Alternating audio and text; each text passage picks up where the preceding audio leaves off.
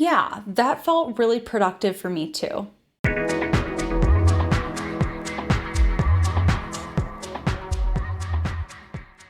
On September 26th, we have sort of a cool combination of planets.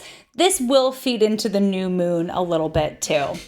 So Mercury and Venus are going to combine energies. They're going to conjoin near the end of Virgo. So this is going to be around 26 degrees Virgo. And what I love about this is that we take the planning side of Mercury and Virgo and we combine it with the devotional qualities of Venus and Virgo. These two can really work together to solve some problems, especially since that's often the goal with Mercury retrograde. Mercury is still retrograde at this point. So this can be remedial. This can be problem solving with kind words. Venus in Virgo can often come off as critical, but Mercury combined with Venus is gentle language. This is kind words, compassionate words, but with that Virgo aim to address something, to work on something.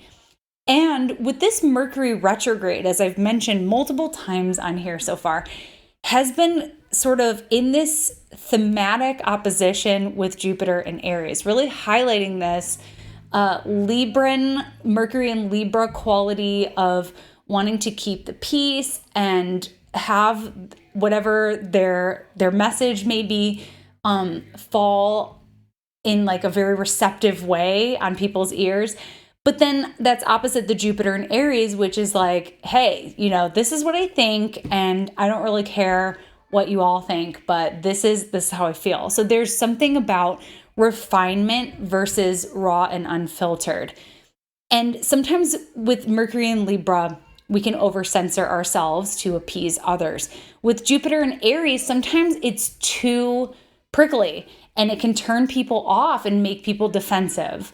So this Mercury retrograde really offers us a lot of lessons in communication. It offers us a chance to reassess our balance in how we communicate, our communication style. It's important to be honest, but Mercury in Libra reminds us that there is an art to delivery. There's an art to communication.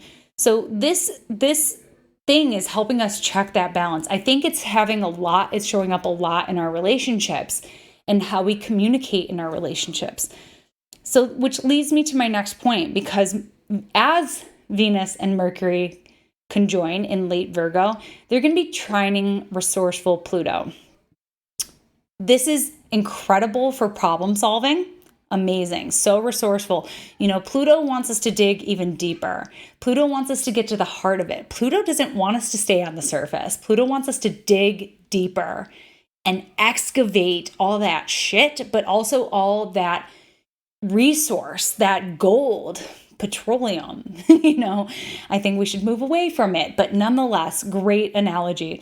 So anyways, Venus's trine to Pluto also craves intimacy. Let's connect intellectually. Let's talk about our desires for the future. Let's talk about what's working and what isn't working. So I think that this combination of planets is amazing for groundbreaking problem solving and communication with patience, with kindness, with acknowledgement, but also not, ignoring all the gunk beneath. Like, let's bring it up. There's a readiness to do it. I think you can have and expect some really productive conversations with this aspect. And the good news is that we'll get another Mercury-Pluto trine here when Mercury goes direct. I think that's going to be, let's see here. Let me just see. It's going to be October 6th. So around there, we'll get another round of it. So this is going to be sort of thematic here for us too, and really useful, really productive. So I hope it's great for you. And for now, that was your astrology shot of the day, and I'll catch you next time. Bye. Thanks for tuning in with me today. For more astrology in your world, you can connect with me on all platforms at Astro Catherine. You can also find me at catherineurban.com, where you can book your one-on-one consultation and get insights for your chart for the year ahead.